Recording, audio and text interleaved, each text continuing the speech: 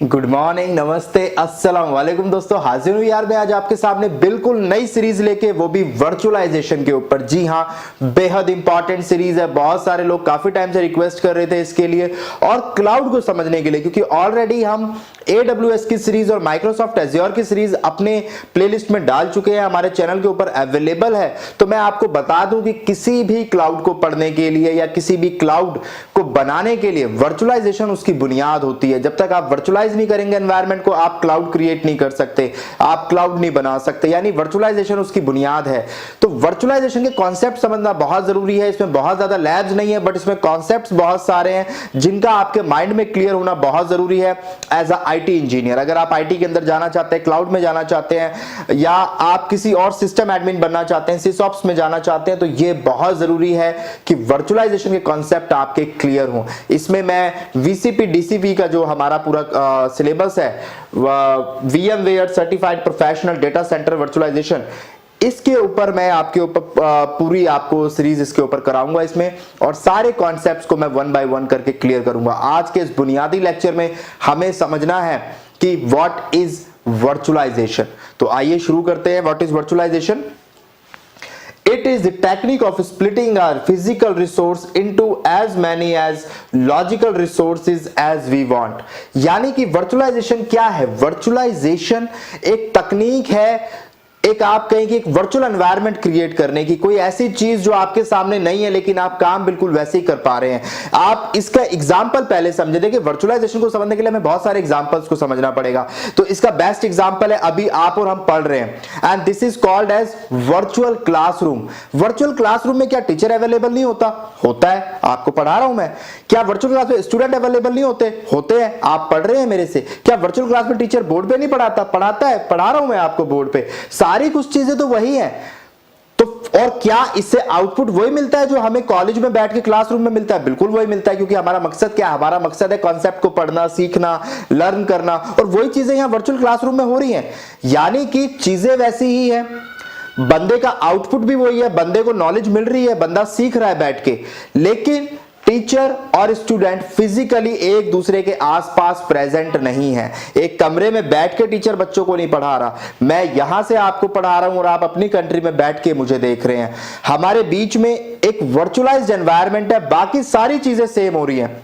Teacher आपको पढ़ा रहा है, बच्चा पढ़ रहा है, टीचर बोर्ड पे पढ़ा रहा है, आपको उससे लर्न करने को मिल रहा है। वही काम क्लास में होता है, कॉलेज में होता है। यानी कि वो कॉलेज के कॉन्सेप्ट को हमने वर्चुअलाइज कर दिया, पर आउटपुट सेम है। हमारा मकसद पढ़ना था, हम पढ़ रहे हैं। इसी चीज को हम लेकर आए हैं अपनी आईटी इंडस्ट्री के अंदर। हमने पूरे डेटा सेंटर को वर्चुअलाइज कर दिया। अब हमारी चीजें कहां हैं हमें उससे मतलब नहीं है, चीजें किस तरीके से मैनेज हो रही हैं उससे मतलब नहीं है, हमारा आउटपुट सेम रहेगा। चीजें वर्चुअलाइज होने के बाद भी आपके आउटपुट पे फर्क नहीं पड़ेगा। जो रिजल्ट आपको चाहिए, जो सर्विस आपको चाहिए, वो आपको एज इट इज मिलेगी। लेकिन वर्चुअलाइजेशन के इसके साथ साथ बहुत सारे नए बेनिफिट हैं जो आपको नॉर्मल एनवायरनमेंट में, नॉर्मल डेटा सेंटर में नहीं मिल सकते।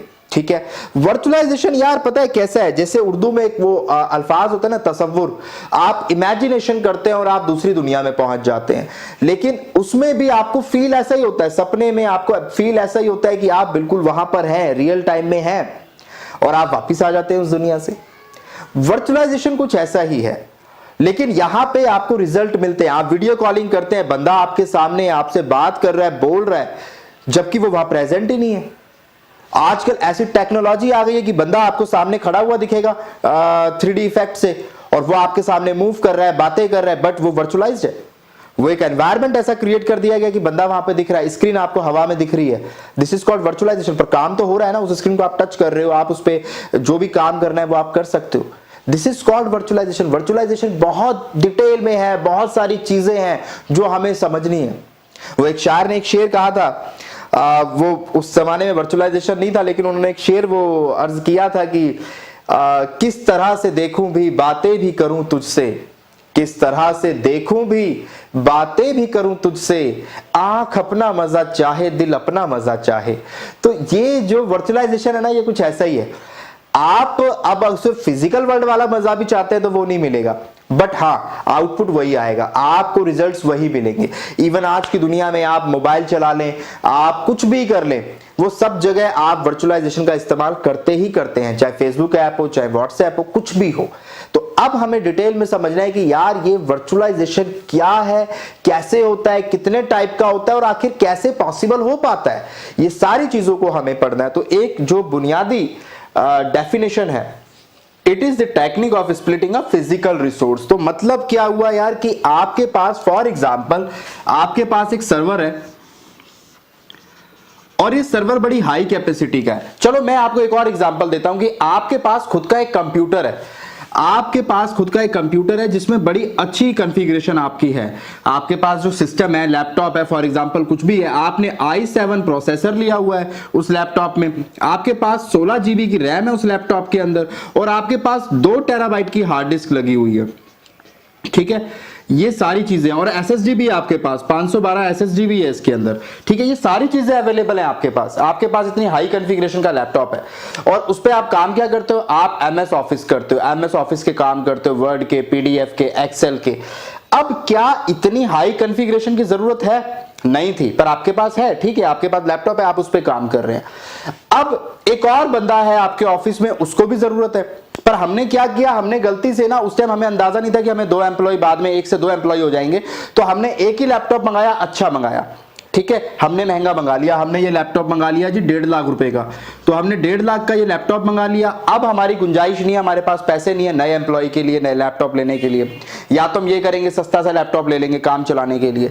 बट अगर कोई ऐसी तकनीक मेरे पास होती कि मैं इसी हिस्से को बांट देता, मैं इसी कंप्यूटर को 2 हिस्सों में बांट सकता कि भैया एक स्क्रीन आपको दिख रही है, एक स्क्रीन आपको दिख रही है, मुझे सिर्फ उस बंदे के लिए स्क्रीन लेनी पड़ती, कीबोर्ड उसके पास होता, एक कीबोर्ड और स्क्रीन मैं उनको दोनों दे देता और मैं कहता जी इस 16 में से 8 GB रैम आपको मैं दे रहा हूं इस्तेमाल करने के लिए, 8 GB आपको दे रहा हूं इस्तेमाल करने के लिए, 1 टेराबाइट हार्ड डिस्क आपको दे रहा हूं इस्तेमाल करने के लिए, 1 टेराबाइट हार्ड डिस्क आपको दे रहा हूं इस्तेमाल करने के लिए, i7 में से मैं 4 कोर या 2 कोर आपको दे रहा हूं इस्तेमाल करने के लिए, 2 कोर आपको दे रहा हूं इस्तेमाल करने के लिए। अब आप मुझे बताइए कि एक सिस्टम जिसकी 8 GB रैम है, 1 टेराबाइट हार्ड डिस्क है, 2 कोर का CPU है, क्या ये एमएस ऑफिस से काम नहीं कर पाएगा? बड़े आराम से करेगा। इवन आप लोगों के घरों में भी 4 GB 8 GB से ज्यादा रैम का लैपटॉप नहीं होगा। तो यानी कि मैं इस एक से अगर 2 कर पाता तो ये दोनों बंदे इसको इस्तेमाल कर लेते, राइट। तो मैं वर्चुअलाइजेशन का कॉन्सेप्ट समझा रहा हूं कि क्या बेनिफिट है, यानी एक चीज को 2 बंदे इस्तेमाल कर रहे हैं, यानी चीज का यूटिलाइजेशन बढ़ गया, उसका इस्तेमाल मैं ज्यादा कर पा रहा हूं, मेरे पैसे जो है बच गए। 1.5 लाख रुपए की एक जो चीज मैंने ली थी उससे मेरे दोनों बंदों का काम हो रहा है, मेरे को 2 लैपटॉप नहीं लेने पड़े, एक ही से मैंने दोनों का काम चला लिया। ऐसा कुछ हो जाए। अच्छा, इसका और रियल टाइम एग्जांपल आपको देता हूं मैं। आपका मोबाइल होता है, आपके मोबाइल में आपने एक मेमोरी कार्ड लगाया हुआ है, फॉर एग्जांपल आपने 16 GB का, आपने 16 GB का मेमोरी कार्ड उसमें लगा दिया। ठीक है, अब आपकी मोबाइल की इंटरनल मेमोरी भी होती है, सपोज 32 GB की इंटरनल मेमोरी है आपकी मोबाइल में। तो आप मुझे जरा एक सवाल का जवाब दें कि क्या अगर मेरी कोई एक फाइल है, एक मूवी, सिंगल मूवी जो होती है अल्ट्रा एचडी का, उससे भी ऊपर की रिजोल्यूशन में वो मूवी है, और वो मूवी है मेरी 40 GB की, जो उस मूवी का साइज है, उस फाइल का साइज है वो 40 GB है, तो क्या मैं अपने लैपटॉप में जिसमें 16 GB का मेमोरी कार्ड लगा हुआ है, 32 GB की इंटरनल मेमोरी है, क्या मैं इस 40 GB की फाइल को कॉपी कर पाऊंगा अपने लैपटॉप में? सोच के जवाब दीजिएगा। आपके पास टोटल मेमोरी कितनी है? 32 GB आपकी इंटरनल मेमोरी है और 16 GB आपकी एक्सटर्नल मेमोरी है, तो दोनों को जोड़ेंगे तो 48 GB हो जाता है, और 48 GB अभी आपके पास अवेलेबल है। मैं कहता हूं चलो कुछ OS में भी चला गया होगा, कुछ वहां इस्तेमाल हो रहा होगा ऐप में, तो 45 GB आपके पास अवेलेबल है, तब भी आपकी 40 GB की फाइल है। अगर मैं दोनों स्टोरेज को जोड़ूं तो क्या पॉसिबल है 40 GB की मेमोरी, 40 GB की जो फाइल है उसमें कॉपी हो जाना?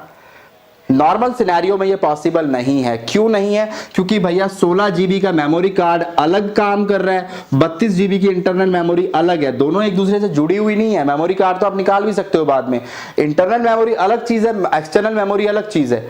तो अब आप कहेंगे नहीं मेरे लैपटॉप में तो होता है, मेरे मोबाइल में तो होता है, तो आपको याद होना चाहिए कि आपके मोबाइल में ऑप्शन आता है जब आप मेमोरी कार्ड लगाते हैं, use as a internal memory और use as a external memory.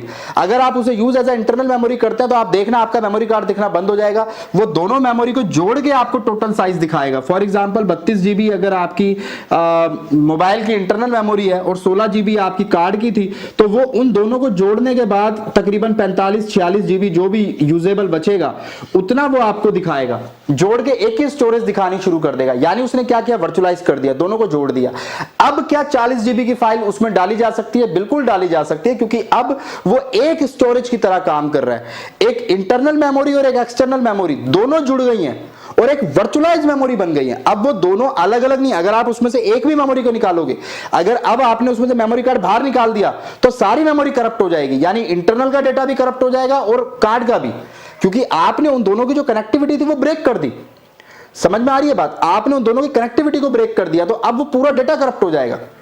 इसीलिए ये बड़ा इंपॉर्टेंट होता है मोबाइल के अंदर भी कि आपने उसे एज ए इंटरनल मेमोरी इस्तेमाल किया या एक्सटर्नल। और अगर आप एज ए इंटरनल कर रहे हो तो वहां वर्चुअलाइजेशन कर रहे हो और वहां हम रिसोर्सेज को स्प्लिट नहीं कर रहे, ऐड कर रहे हैं। इसीलिए ये भी याद रखना है, virtualisation is not about splitting but also about adding up resources. आप रिसोर्सेज को, कई सारे रिसोर्सेज को जोड़ के एक भी बना सकते हैं। आप सिर्फ रिसोर्सेज को तोड़ तोड़ के अलग अलग, जैसे यहां मैंने तोड़ा था, यहां मैंने एक रिसोर्स को दो में तोड़ा था, पर यहां मैंने दो रिसोर्स को एक में जोड़ा है, तो दोनों ही क्या एग्जांपल हैं? वर्चुअलाइजेशन के एग्जांपल हैं। ये कॉन्सेप्ट क्लियर हो रहा है आपको? ये बहुत इंपॉर्टेंट कॉन्सेप्ट है, इतने आसानी से कोई नहीं बताएगा आपको यूट्यूब पे। दुनिया भर की, दुनिया जहान की वीडियो आप देख लो, बिल्कुल बेसिक समझा रहा हूं और अभी और डिटेल में मैं जाऊंगा, टेंशन ना लें आप, ये तो बिल्कुल बुनियादी पहला लेक्चर है। तो ये आपकी बात हो गई, इंटरनल आपने एक्सटर्नल के साथ जोड़ दिया, आपने वर्चुअलाइज कर दिया। अब इसका एक एग्जांपल और देता हूं आपको। जो होता है नासा में, हमारे पास बड़ी बड़ी स्टोरेज चाहिए होती है हमें डेटा प्रोसेसिंग के लिए, इमेज प्रोसेसिंग के लिए। तो हमारे पास जो मैक्सिमम स्टोरेज साइज अवेलेबल है किसी भी स्टोरेज का, वो 50 टेराबाइट है। यानी एक स्टोरेज जो हमें, जैसे मेमोरी कार्ड होता है, ऐसे एक बड़ी से बड़ी स्टोरेज जो हमें मिल सकती है अवेलेबल दुनिया में, वो 50 टेराबाइट है। वो फिर आपको बाकी जोड़नी पड़ेगी, मतलब मैक्सिमम साइज जो आता है वो 50 टेराबाइट का आता है। ठीक है, तो अब नासा में जो उन्हें रिक्वायरमेंट है, वो उन्हें रिक्वायरमेंट है 150 टेराबाइट। उन्हें जो अपने डेटा प्रोसेसिंग के लिए स्टोरेज चाहिए वो 150 टेराबाइट चाहिए। तो 50 टेराबाइट से बड़ी तो स्टोरेज ही नहीं आती मार्केट में, तो उन्हें क्या करना पड़ेगा? उन्हें 50-50 टेराबाइट की 3 स्टोरेज खरीदनी पड़ेंगी। वो तीनों स्टोरेज को वो कंबाइन करेंगे, वर्चुअलाइज करेंगे और वर्चुअलाइज करके एक लॉजिकल स्टोरेज बना देंगे 150 जीबी का, सॉरी टेराबाइट का, 150 टेराबाइट का। तो ये मेरी क्या हो जाएगी? एक लॉजिकल स्टोरेज हो जाएगी। ये मेरे फिजिकल स्टोरेज थे, फिजिकल, ये तीनों मेरे फिजिकल थे, लेकिन अब इन तीनों को जोड़कर जो एक स्टोरेज बनी है वो क्या बनी है? लॉजिकल स्टोरेज बनी है। यानी एक्चुअल स्टोरेज भी कहीं अवेलेबल है, पर अब वो जिस तरीके से इस्तेमाल की जा रही है उसका पूरा वो सिनेरियो बदल गया। वो अब यहां पे डेटा जरूर स्टोर हो रहा है, डेटा इन्हीं तीनों स्टोरेज में स्टोर हो रहा है, पर वो इस तरीके से स्टोर हो रहा है कि ये तीनों अब अलग अलग ना होकर एक सिस्टम की तरह काम कर रही हैं, एक सिंगल यूनिट की तरह काम कर रही हैं। इसीलिए यहां पे कॉन्सेप्ट आता है लॉजिकल यूनिट नंबर, लन बोलते हैं इसको। तो स्टोरेज जो होती है ना, वो स्टोरेज इस तरीके से ब्लॉक्स में डिवाइड हो जाती है। ठीक है ना, ये सारे ब्लॉक्स बन जाते हैं 50 टेराबाइट 50 टेराबाइट 50 टेराबाइट मिलकर 150 जीबी की एक बिल्डिंग बना लेंगे, एक ब्लॉक बना लेंगे और उस ब्लॉक के अंदर डेटा स्टोर रहेगा। ठीक है, अब ये जरूर इसमें एक कॉन्सेप्ट होता है कि अगर एक भी स्टोरेज करप्ट होती है तो पूरा डेटा करप्ट हो जाता है या पूरा डेटा करप्ट होने के चांसेस हो जाते हैं, तो हमें फिर उसके लिए रिडंडेंसी लगानी पड़ती है। वो बात का कॉन्सेप्ट है, रेट टेक्निक का इस्तेमाल करते हैं, वो हम बाद में देखेंगे। लेकिन अभी जो वर्चुअलाइजेशन का कॉन्सेप्ट है वो ये है कि आप कई सारी चीजों को जोड़ के एक लॉजिकल सिस्टम बना देते हैं, एंटिटी बना देते हैं, या आप एक सिस्टम को तोड़ के कई सारे मल्टीपल सिस्टम्स क्रिएट कर देते हैं, लॉजिकल सिस्टम, जिन्हें हम वर्चुअल मशीन कहते हैं, जो क्लाउड में आपने कई बार सुना होगा। तो वो वर्चुअल मशीन वर्चुअलाइजेशन से ही क्रिएट की जाती है, इसीलिए वहां वर्चुअल कहा जाता है। देखिए, कहीं भी किसी भी चीज के साथ अगर वर्चुअल जुड़ जाता है, चाहे वर्चुअल क्लासरूम हो, चाहे वर्चुअल ऑफिस हो, चाहे वर्चुअल लाइब्रेरी हो, चाहे वर्चुअल एटीएम कार्ड हो, कुछ भी हो, वो वर्चुअल जब जुड़ जाता है, यानी मतलब यही है कि वो फिजिकल का ही रूपांतरण है, उसी की एक इमेजिनेशन आप कह लें कि वो है, और वो बिल्कुल वैसे ही काम कर रहा है, बट वो फिजिकल नहीं है उस टाइम, वो फिजिकली वहां प्रेजेंट नहीं है, बट काम वही कर रहा है। जैसे मैं आपको पढ़ाने का काम कर रहा हूं पर फिजिकली आपके सामने प्रेजेंट नहीं हूं, तो वर्चुअल का मतलब यही होता है, और वो वर्चुअलाइजेशन आज के लिए बहुत इंपॉर्टेंट है। क्यों इंपॉर्टेंट है, अब इस बात पे गौर करना है। फिलहाल ये डेफिनेशन और दूसरी बता दूं। पहली डेफिनेशन क्लियर हो गई होगी, it is the technique of splitting up physical resources into as many as logical resources. देखिए, फिजिकल और लॉजिकल दोनों में फर्क होता है। फिजिकल वो होता है जिसे आप टच कर सकते हैं, जैसे मेरे हाथ हैं, ये मार्कर है, ये बोर्ड है, ये सब फिजिकल है, ठीक है। बट लॉजिकल क्या है, जैसे अभी आप मुझे टच नहीं कर सकते क्योंकि मैं अभी लॉजिकली प्रेजेंट हूं आपके सामने, फिजिकली प्रेजेंट नहीं हूं। आप मुझे टच नहीं कर सकते, मेरी आवाज सुन पा रहे हैं, मुझे देख पा रहे हैं, बट मुझे टच नहीं कर सकते। That is logical. चीजें हैं, सब कुछ हो रहा है, बट हम उसे फील नहीं कर सकते, टच नहीं कर सकते, तो दैट इज लॉजिकल। तो हम एक फिजिकल रिसोर्स को लॉजिकल में ब्रेक कर सकते हैं। मेमोरी को भी कर सकते हैं, सीपीयू को भी कर सकते हैं, स्टोरेज को भी कर सकते हैं, किसी भी चीज को कर सकते हैं। मेमोरी से मतलब यहां रैम से है। एक दूसरी डेफिनेशन इसकी यह भी कई जगह दी जाती है, virtualisation is a technology that transform hardware into software. अब यहां भी बात वही है, देखो घुमा फिरा के कहने का तरीका मैंने एक्चुअली देखा है, मैं आपको बताऊं, मैं तो खैर उतना पढ़ा लिखा नहीं हूं, पर ये जो बड़े बड़े साइंटिस्ट होते हैं ना, पीएचडी करते हैं, प्रोफेसर होते हैं यूनिवर्सिटी के, इन्होंने शब्दों की हेरफेर करना बड़ी अच्छे से आता है, ये बड़ी अच्छी कलाकारी जानते हैं। तो इन्होंने कुछ नहीं करा, इन्होंने फिजिकल को तो लिख दिया यहां पे हार्डवेयर, और लॉजिकल को लिख दिया यहां पे सॉफ्टवेयर। क्योंकि सॉफ्टवेयर क्या होता है, क्या सॉफ्टवेयर को टच कर सकते हो आप? नहीं कर सकते। फिजिकल को टच कर सकते हो? कर सकते हो। तो हार्डवेयर क्या होते हैं? फिजिकल डिवाइसेस होते हैं जिन्हें आप टच कर सकते हो, और सॉफ्टवेयर क्या होते हैं? लॉजिकल डिवाइसेस होते हैं जिन्हें आप टच नहीं कर सकते, लॉजिकल एंटिटी होती हैं। तो इन्होंने बड़े इंटेलिजेंटली कह दिया कि virtualization is a technology that transform physical into logical, या हार्डवेयर इनटू सॉफ्टवेयर। तो यार मैंने देखा है कि हमारे बच्चे ना आधे कंफ्यूज तो प्रोफेसरों की वजह से हैं। इन्होंने अपने रिसर्च पेपर लिखने के चक्कर में हमारे बच्चों की जिंदगी खराब की हुई है। वो नई नई लैंग्वेज, नई नई डेफिनेशन लेके आ जाते हैं। बच्चा कभी तो यही कंफ्यूज हो जाता है कि ये डेफिनेशन सही है कि ये डेफिनेशन सही है। बट अगर आपका कॉन्सेप्ट सही है ना, तो आप किसी भी डेफिनेशन को रिलेट कर लेंगे, जैसे मैं आपको करके दिखा रहा हूं, ठीक है। तो आपने कंफ्यूज नहीं होना, और ऐसे प्रोफेसरों से तो बस भगवान ही बचाए, है ना।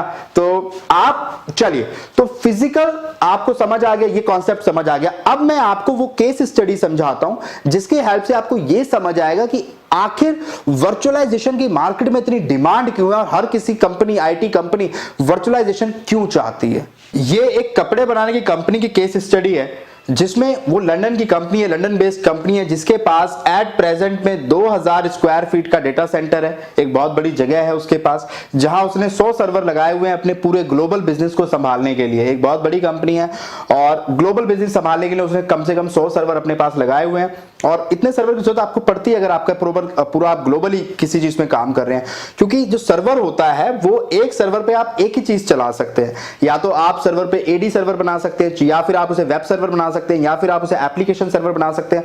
बट एक सर्वर पे, एक फिजिकल सर्वर पे आप देखा जाए तो आप एक ही तरीके का काम कर सकते हैं। तो अब वहां पे क्या होगा, 30 सर्वर तो कम से कम इंफ्रा के लिए चाहिए, और 70 सर्वर आपकी एप्लीकेशन के लिए चाहिए, जो ग्लोबल ट्रैफिक को संभालेंगे। जितने बंदे शॉपिंग कर रहे हैं आपकी वेबसाइट पे आगे, जो कुछ भी कर रहे हैं, तो 70 सर्वर आपको कम से कम उसके लिए चाहिए, जो इनके सिनेरियो में थे इनके पास, और 30 सर्वर इंफ्रा के लिए थे। इंफ्रा में क्या होता है, आपका एक एडी सर्वर होगा, ठीक है। एडी सर्वर आपके पास है, आपकी फाइनेंशियल उसके लिए जो बिलिंग क्रिएट करेगा उसके लिए आपके पास सर्वर होगा, एक डीएचसीपी सर्वर होगा, डीएनएस सर्वर होगा। तरह तरह के सर्वर आपने वहां पे अपने डेटा सेंटर में डिप्लॉय किए होंगे। इवन एंटीवायरस के लिए सर्वर होगा, एक फायरवॉल लगी होगी, उसके लिए आप एक सर्वर कॉन्फ़िगर करोगे। सारी चीजों के लिए आपको कुल मिला के बहुत सारे सर्वर चाहिए।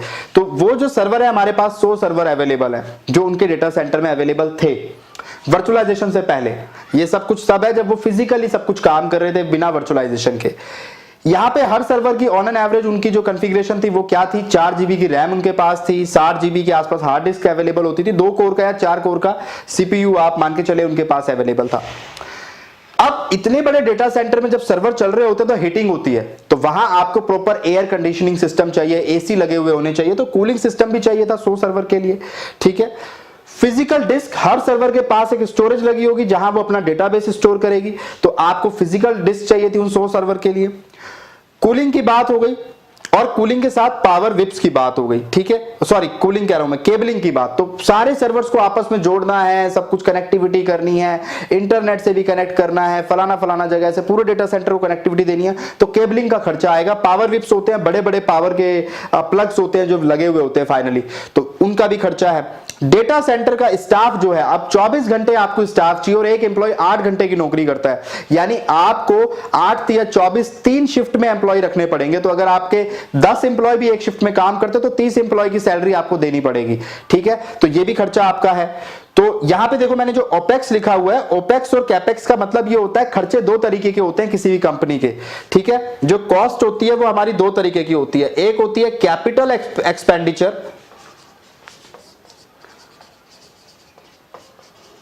और एक होती है ऑपरेशनल एक्सपेंडिचर।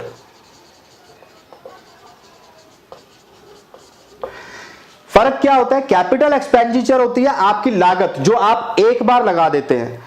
आप एक बार आपने सर्वर खरीदे, वो आपकी कैपिटल एक्सपेंडिचर है। 100 सर्वर आपने एक ही बार खरीदे, हर बार नहीं खरीदने पड़ेंगे, या एसी आपने हर बार नहीं खरीदने पड़ेंगे, पर यहां पे एसी का बिल जो आएगा वो हर महीने आएगा। तो यहां कैपेक्स और ओपेक्स दोनों है, यानी लागत भी लगेगी और फिर महीने का खर्चा भी जुड़ा हुआ है, बिजली का खर्चा, एसी का, वो भी आपका आएगा। फिजिकल डिस्क आपका एक ही बार खर्चा आएगा, कैपिटल एक्सपेंडिचर हो गया।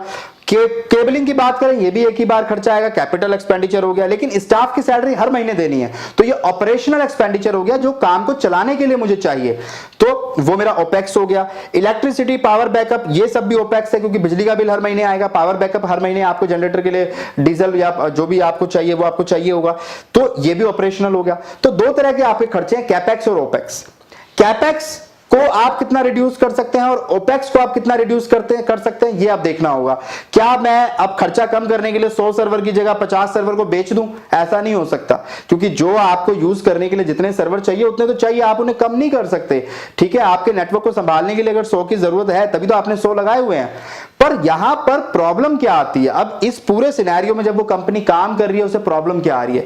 एक तो उसे हर महीने इतना बड़ा जो उसने एरिया लिया हुआ है इसका खर्चा उठाना, इतनी सारी बिजली का, स्टाफ का खर्चा उठाना, ऊपर से मेंटेनेंस का खर्चा, कोई चीज खराब हो जाए तो उसका खर्चा अलग है, और 100 सर्वर को संभालना, इनके लिए एसी के प्रॉपर, एसी खराब हो जाए उसको भी ठीक कराओ, यानी 100 झंझट है, 100 झमेले हैं इस पूरे सिनेरियो में। समझ आ रही है बात? उसके बावजूद अगर मैं आउटपुट की बात करूं तो आउटपुट बहुत कम है। क्यों कम है? क्योंकि आपने 100 सर्वर लगाए हैं, ये 100 के 100 सर्वर 100% एफिशिएंसी पे काम नहीं करते अपने। आप देखें तो जो बिल होता है, जो बिलिंग सर्वर होते हैं, वो महीने के एंड में ही काम करते हैं, या सैलरी जनरेट करने वाले जो सर्वर हैं, जो एम्प्लॉय की पूरी ग्लोबली सैलरी जनरेट करते हैं, वो 27 से 30 के बीच में ही वर्किंग है, यानी महीने के 3 दिन वो वर्किंग है, यानी महीने के 10%। तो यानी वो जो सर्वर हो गए वो तो 10% इस्तेमाल हो रहे हैं। ऐसे ही बहुत सारे सर्वर है, एडी सर्वर है या डीएससीपी डीएनएस सर्वर है, ये सब कभी भी 20 या 30% से ज्यादा इस्तेमाल ही नहीं हो पाते यहाँ पे, क्योंकि ये इनका काम ही इतना होता है। पर आपको फिर भी छोटे से काम के लिए भी अलग सर्वर बनाना पड़ता है, ये आपकी मजबूरी है। अगर आप बिना वर्चुअलाइजेशन के काम कर रहे हैं तो ये आपकी मजबूरी है, काम भले ही छोटा हो, अगर उसके लिए सर्वर बनना है तो एक पूरा प्रॉपर सर्वर उसको देना पड़ेगा डेडिकेटेड आपको, आप कुछ कर नहीं सकते, आपकी मजबूरी है। तो अब ये सारी वजह से इस कंपनी का जो खर्चा था साल का वो 1 करोड़ रुपए का था। इस कंपनी का जो खर्चा आ रहा था वो 1 करोड़ रुपए आ रहा था, जबकि इसके कपड़ों से मुनाफा कम होता जा रहा था। तो ये इसने VMware से कांटेक्ट किया और उनसे कहा कि यार मुझे तरीका बताओ, मैं अपना खर्चा कम करना चाहता हूं डेटा सेंटर का, यहां से मेरा बड़ा खर्चा आ रहा है, मेरा 1 करोड़ का खर्चा जो है वो सिर्फ और सिर्फ मेरा इन्हीं सारी चीजों से आ रहा है, जबकि मैं इतना तो कमा नहीं रहा हूं। ठीक है, आजकल बंदे वैसे भी सारे नकली पहन रहे हैं, अरमानी से लेके प्यूमा तक सारे 100 रुपए में मार्केटों में मिल रहे हैं। ठीक है, तो उसके ब्रांड के बेचारे के वैसे भी कोई नहीं लेता एक्चुअल। तो अब ये 1 करोड़ का जो खर्चा ये कैसे कम किया जाए, इसके लिए जो सॉल्यूशन है वो क्या है, वो है वर्चुअलाइजेशन। तो उसको देखते हैं। यहां वर्चुअलाइजेशन कर दें। वर्चुअलाइजेशन का मतलब क्या होगा? वर्चुअलाइजेशन का मतलब यह होगा कि आपके पास 100 सर्वर है, आपको 100 की जरूरत नहीं है। अब आप पहले एक सर्वर उठाएं, फिजिकल सर्वर उठा रहा हूं मैं अभी, ये मेरा फिजिकल सर्वर है। इस फिजिकल सर्वर के ऊपर मैं वर्चुअलाइजेशन का सॉफ्टवेयर होता है, उसके बारे में बहुत डिटेल में बात करेंगे। अभी फिलहाल मैं आपको जस्ट नाम बता रहा हूं, हाइपरवाइजर। ठीक है, जो वर्चुअलाइज करने के काम आता है, चीजों को वर्चुअलाइज करने के। हम इस सर्वर के ऊपर जो मेरे पास 100 सर्वर थे, इसमें से मैं एक सर्वर के ऊपर वर्चुअलाइजेशन सॉफ्टवेयर डाल देता हूं। ठीक है, सर्वर के जस्ट ऊपर, और उसके बाद मैं उसके ऊपर 3 वर्चुअल मशीन क्रिएट करता हूं, या आप इन्हें सर्वर भी कह सकते हैं। लेकिन अब ये कैसे सर्वर है? ये वर्चुअल सर्वर है, ये फिजिकल सर्वर था। इस फिजिकल सर्वर के ऊपर 3 वर्चुअल सर्वर चल रहे हैं। अब वही वाला एग्जांपल, वो जो लैपटॉप से 2 लैपटॉप किए थे ना, वो यहां पॉसिबल है। इनको सिर्फ स्क्रीन देनी होगी मुझे देखने के लिए, और ये रिसोर्सेज कहां से इस्तेमाल करेंगे, इस बंदे के। ये एक सर्वर फॉर एग्जांपल मैं अगर अब यहां लगा लूं, जिसकी 16 GB में रैम दे देता हूं, ठीक है, और मैं कहता हूं जी इसकी 2 टेराबाइट की हार्ड डिस्क है और 8 CPU, 8 कोर का CPU इसके पास है, ठीक है। तो मैं कहता हूं जी आपने 3 सर्वर यहां पे बनाए, आप यहां पे 10 सर्वर बना दो इस तरीके से, आप एक ही उसके ऊपर, और यहां इसकी रैम फिर हम बढ़ा देते हैं। तो सर्वर आपको मिल जाएंगे मार्केट में 64 GB का तो नॉर्मली आता है, 64 GB 256 GB तक के आते हैं, टेराबाइट में आते हैं, 1 टेराबाइट GB रैम के भी सर्वर आते हैं।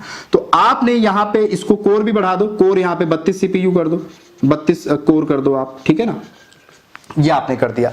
अब मैं यहां क्या करता हूं, मैं कहता हूं यार देखो मेरी जो रिक्वायरमेंट है मेरे सर्वर की, तो मुझे तो हर सर्वर 4 GB का चाहिए, 4 GB रैम होनी चाहिए मेरे सर्वर की, और मेरे यहां जो सर्वर मैंने लिया है उसकी रैम कितनी है, 64 GB है, तो 4 से तो बहुत ज्यादा है। तो एक काम करो, उसमें से 4 GB इसको दे दो, 4 GB रैम इसको दे दो, 4 GB इसको दे दो, और इस तरीके से जो 10 सर्वर आपने बनाए सबको 4-4 GB दे दो। तो आपने टोटल 4 GB के हिसाब से 10 सर्वर को जो रैम दी, तो कितनी रैम आपने एलोकेट कर दी, 40 GB दे दी। अभी भी आपके पास कितनी बच गई, 24 GB बच गई, ठीक है। तो आपने 4-4 GB रैम इन सबको दे दी। अब स्टोरेज देनी है आपको, तो स्टोरेज देनी थी 60 GB। अब यहां पे तो मेरे पास 2 टेराबाइट अवेलेबल है, तो 100 GB सबको दे दो, 100 GB इसको दे दो, 100 GB इसको दे दो, 100 GB इसको दे दो, तब भी मेरी कितनी हो गई, सिर्फ 1 टेराबाइट इस्तेमाल हुई, 1 टेराबाइट अभी भी बची हुई है। कोर की बात करें तो 2-2 कोर या 4-4 कोर जितने आपको देने हैं यहां पे दे दो आप यहां 2 कोर CPU इसको दे दो, 2 कोर CPU इसको दे दो, 2 कोर इसको दे दो, और इस तरीके से आपने इनको दे दिया, तो 20 कोर आपकी इस्तेमाल हो गई। अब आपने एक सर्वर पे 10 वर्चुअल मशीन बना दी। अब आप क्या करो, इस पे अपना बिलिंग सर्वर चला दो, जो भी आपका बिलिंग सर्वर था, यहां पे आप अपना एक्टिव डायरेक्टरी का सर्वर चला दो, AD सर्वर चला दो, यहां पे आप अपना DHCP सर्वर चला दो, एक और VM बनी हुई है उस पे आप अपना कुछ और सर्वर चला दो, DNS सर्वर चला दो फॉर एग्जांपल, या एंटीवायरस चला दो, अपना फायरवॉल चला दो, ठीक है। तो आपने यहां पे इन 10 सर्वर को चला दिया, यानी एक ही हार्डवेयर पे वर्चुअलाइजेशन करने के बाद मैं 10 अलग अलग सर्वर बना सकता हूं। अब इसका मतलब क्या, अब आप कहेंगे सर कुछ समझ नहीं आ रहा, ये 10 सर्वर बन गए तो क्या ये आपस में बात कर सकते हैं, या ये तो एक ही पे बने हुए हैं, तो फिर सिक्योरिटी कहां रह जाएगी, ये बंदा इसका डेटा देख सकता है, ये इसका, ये आप गलतफहमी में हैं। हमेशा याद रखना, जिस तरीके से फिजिकल डिवाइस काम करता है वर्चुअलाइजेशन में बिल्कुल वैसे ही वर्चुअलाइज डिवाइस काम करेगा। अगर फिजिकल सर्वर दूसरे सर्वर से बात नहीं कर सकता, क्योंकि वो एक अलग हार्डवेयर है, वो एक अलग हार्डवेयर है, बिना कनेक्टिविटी के उनका कम्युनिकेट करना पॉसिबल नहीं है, या डेटा ट्रांसफर पॉसिबल नहीं है, तो यहां पर भी पॉसिबल नहीं है। ऑलवेज रिमेंबर, दिमाग में ये वहम बिल्कुल मत लाना कि एक ही हार्डवेयर के ऊपर 10 VM बनी है तो सिक्योरिटी कहां रहेगा, ये VM इसका डेटा देख सकता है, नेवर। ये आइसोलेटेड होता है। इस VM को क्या फील होगा कि सिर्फ मैं ही चल रहा हूं इसके ऊपर, इसको क्या फील होगा कि सिर्फ मैं ही चल रहा हूं इसके ऊपर, ये सब इस वहम में जिएंगे। वो एक शायर ने एक शेर कहा था ना कि हर ईंट को इस बात पे गुमान है कि दीवार मुझ पे खड़ी है, तो हर ईंट को ये गुमान है, लेकिन वो सारी ईंटों से मिलकर दीवार बनी है, पर ईंट को तो यही लगता है ना मेरे पे ही खड़ी है दीवार, तो उस गलतफहमी में नहीं रहना। ये VM जो है ये अपने आप में एक इंडिविजुअल एंटिटी है, आइसोलेटेड है, यानी ये VM इसका डेटा नहीं देख सकता, कम्युनिकेट भी नहीं कर सकता, कम्युनिकेट भी ये डायरेक्ट नहीं कर सकता, कभी ये इसके साथ ऐसे शेयर नहीं कर सकता। इसकी रिक्वेस्ट हमेशा नीचे जाएगी और फिर यहां से स्विचेस से होते हुए ऊपर आएगी। ये डायरेक्ट भी कम्युनिकेट नहीं कर सकते, इनके बीच में किसी तरीके का कोई कम्युनिकेशन नहीं होता, ये दिमाग से निकाल देना। तो ये सारी VM आइसोलेटेड होती हैं और ये बिल्कुल ऐसे काम करती हैं जैसे एक अलग से एक फिजिकल सर्वर काम करता है। तो ये इससे क्या हुआ, मेरे को अब एक सर्वर पे मैंने 10 चला दिए, तो मुझे कितने सर्वर चाहिए थे, मुझे 100 सर्वर चाहिए थे। तो अगर एक हार्डवेयर पे मैं 10 वर्चुअल मशीन बना रहा हूं तो कितने हार्डवेयर मुझे अब चाहिए, टोटल 10 हार्डवेयर मुझे चाहिए, यानी 10 सर्वर मुझे चाहिए। हर सर्वर पे मैं सर्वर ना कह के आप उसे हार्डवेयर कह लें या फिजिकल होस्ट कह लें, होस्ट बोलते हैं इसको जनरली, ठीक है ना। तो आप एक होस्ट मान लें, उस होस्ट के ऊपर आपने VM क्रिएट करी है। तो अब मेरे को कितने ये होस्ट चाहिए, 10 चाहिए, ठीक है। अब हर एक हार्डवेयर के ऊपर मैंने 10 वर्चुअल मशीन क्रिएट कर दी with the help of hypervisor. तो अब मेरी नंबर ऑफ सर्वर क्या हो गए, कम हो गए, 100 से कितने हो गए, 10 हो गए सिर्फ। अब 100 से जब 10 हो गए तो क्या मुझे इतने बड़े एरिया का रेंट देने की जरूरत है, नहीं है, क्योंकि 10 सर्वर तो बहुत कम जगह में आ जाएंगे। क्या मुझे उतने सारे AC की जरूरत है, जितनी मैंने पहले जरूरत थी? नहीं है, क्योंकि पहले 100 सर्वर के हिसाब से चाहिए थी, अब सिर्फ 10 सर्वर हैं आपके। क्या मुझे उतनी केबलिंग या कूलिंग की जरूरत है? नहीं है, क्योंकि अब आपके सर्वर कम हो गए। क्या मुझे उतने एम्प्लॉय की जरूरत है? बिल्कुल नहीं है, क्योंकि पहले 100 सर्वर को संभालने के हिसाब से एम्प्लॉय चाहिए था, तो सर्वर ही सिर्फ 10 है और उन पे वर्चुअल मशीन्स बनी हुई हैं। क्या इलेक्ट्रिसिटी और पावर, पहले पावर कंजप्शन 100 सर्वर की होती थी, 100 सर्वर की बिजली की खपत थी मेरी 24 घंटे, यहां पे क्या हो गया, अब सिर्फ 10 सर्वर की खपत रह गई। यानी ओवरऑल मैंने कितना खर्चा कम कर दिया? अब जरा आप बताएं, मेरा कितना बिल कम हो जाना चाहिए? ऑब्वियस सी बात है, अगर 100 सर्वर का बिल 1 करोड़ था तो सर्वर रह गए 10, तो सारा ट्रैफिक 90% कम हो गया, मेरा सारा खर्चा 90% कम हो गया, क्योंकि मैंने जो है 100 सर्वर से 10 पे आ गया मैं। तो यानी मेरी हर चीज का बिल 90% कम हो गया। ओवरऑल मैं ऑन एन एवरेज कहूं तो 1 करोड़ से मेरा बिल कितना रह गया? मेरा बिल रह गया सिर्फ 10 लाख का। यानी वर्चुअलाइजेशन करके मैंने उन्हें बैठे बिठाए 90 लाख का फायदा करा दिया हर साल का 90 लाख रुपए उनका मैंने बचा दिया। ये उनके लिए बहुत बड़ी चीज है। 90 लाख बिना बात के दे रहे थे, क्योंकि अब भी आउटपुट बिल्कुल वैसे ही आ रहा है, ना उनके कस्टमर को पता चलेगा, ना उनके ट्रैफिक पे फर्क पड़ेगा, किसी तरीके का कोई इश्यू नहीं आएगा। समझ आ रही है बात? तो अब 90% उनका बिल कम हो गया। This is the benefit of virtualization. Normal scenario में आप क्या करते हैं? नॉर्मल सिनेरियो में आपके पास ये आपका सर्वर हार्डवेयर होता है, इस हार्डवेयर के ऊपर आप अपना ऑपरेटिंग सिस्टम डालते हो। सपोज आपने विंडो सर्वर डाला, विंडो सर्वर 2012, और उसके ऊपर आपने अपना एप्लीकेशन या जो भी चीज चलानी है, आपको एडी चलाना है, आपने एडी इंस्टॉल कर दिया, डीएचसीपी सर्वर इंस्टॉल कर दिया, वो आप करते हो। बट वर्चुअलाइजेशन के केस में जब आप इस चीज को वर्चुअलाइज कर देते हो तो एक चीज ऐड हो जाती है। वो क्या होती है? यहां पे हार्डवेयर तो होगा, हार्डवेयर के ऊपर आप हाइपरवाइजर ऐड कर देते हो। ये हाइपरवाइजर क्या होता है, ये अगले लेक्चर में बहुत डिटेल में बताऊंगा, डोंट वरी। ये हाइपरवाइजर चीजों को वर्चुअलाइज करता है, तो कुछ तो डालना पड़ेगा ना वर्चुअलाइज करने के लिए। उसके ऊपर अब ये हाइपरवाइजर ने एक ऐसा लॉजिकल एनवायरनमेंट क्रिएट कर दिया है कि अब आप इस तरीके के 3-4 जितने विंडो सर्वर बनाना चाहें आप बनाएं। आप यहां भी विंडो सर्वर चलाएं, आप यहां भी विंडो सर्वर चलाएं, आप यहां भी। इन तीनों को हम क्या बोलेंगे? वर्चुअल मशीन बोलेंगे। ठीक है, तो तीनों विंडो सर्वर चल रहे हैं। अब इसके ऊपर आप एडी इंस्टॉल कर दो, इसके ऊपर आप डीएचसीपी इंस्टॉल कर दो, इसके ऊपर आप डीएनएस इंस्टॉल कर दो, जो आप चाहे वो आप कर दो। यानी एक ही हार्डवेयर आपका multiple applications, multiple operating system चला सकता है। आप चाहे यहां विंडो की जगह लिनक्स डाल दें, एक ही हार्डवेयर के ऊपर ये पॉसिबल है। ठीक है ना? तो यहां और यहां के सिनेरियो में यह फर्क है कि यहां पे 1:1 होता है, यानी एक सर्वर पे एक ही एप्लीकेशन चल सकती है, 1:1 है। जबकि वर्चुअलाइजेशन एनवायरनमेंट में n:1 होता है, यानी या 1:n कह लें आप। एक ही हार्डवेयर के या सर्वर के ऊपर आप n नंबर ऑफ एप्लीकेशंस या n number of virtual machine create कर सकते हैं। आप एक से ज्यादा, यानी एक ही हार्डवेयर के ऊपर मैं अब 3-4 ऑपरेटिंग सिस्टम चला सकता हूं। ये आप अपने लैपटॉप में भी करते हैं। कई बार आप अपने लैपटॉप में VMware वर्क स्टेशन डालते हैं। अगर आप लिनक्स की पढ़ाई कर रहे हैं तो आप लिनक्स इंस्टॉल करना है, तो कोई आपको बोलता है यार VMware वर्क स्टेशन डाल लो, उस पर लिनक्स इंस्टॉल कर लो, वो चलेगा। तो वो VMware वर्क स्टेशन क्या है? वो हाइपरवाइजर ही है, पर वो दूसरे टाइप का हाइपरवाइजर। वो सारी चीजें हम पढ़ेंगे। तो आप अपने लैपटॉप में भी ये सारी चीजें करते हो, पर आपको पता नहीं था अब तक कि ये सब वर्चुअलाइजेशन होता है। VMware वर्क स्टेशन हाइपरवाइजर को बोलते हैं, या Oracle वर्चुअल बॉक्स जो आता है मार्केट में, जो आपके लैपटॉप में आपके पढ़ा भी हो शायद, वो हाइपरवाइजर होता है। ये बातें आपको नहीं पता थी। ठीक है, तो ये बड़ा बुनियादी लेक्चर है, मैं इसमें बहुत ज्यादा डिटेल में तो नहीं गया हूं, बट मैंने वो सारी चीजें समझाने की आपको कोशिश की है कि वर्चुअलाइजेशन क्या होता है। इसके एडवांटेजेस की बात करें तो आई होप आपको समझ आ गई होंगी। बहुत सारी इसके एडवांटेजेस हैं। हाई अवेलेबिलिटी आपको प्रोवाइड कराता है, फॉल्ट टॉलरेंस ये आपको प्रोवाइड कराता है, आपकी कॉस्ट को रिड्यूस कर देता है, आपके कैपेक्स ओपेक्स को रिड्यूस कर देता है।